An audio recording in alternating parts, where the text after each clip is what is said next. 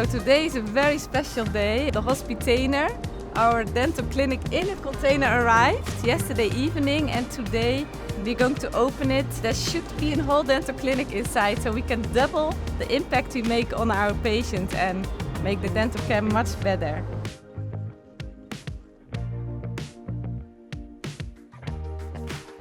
It looks like a normal container from the outside, but when you step in, it just feels like a normal, full-equipped dental clinic.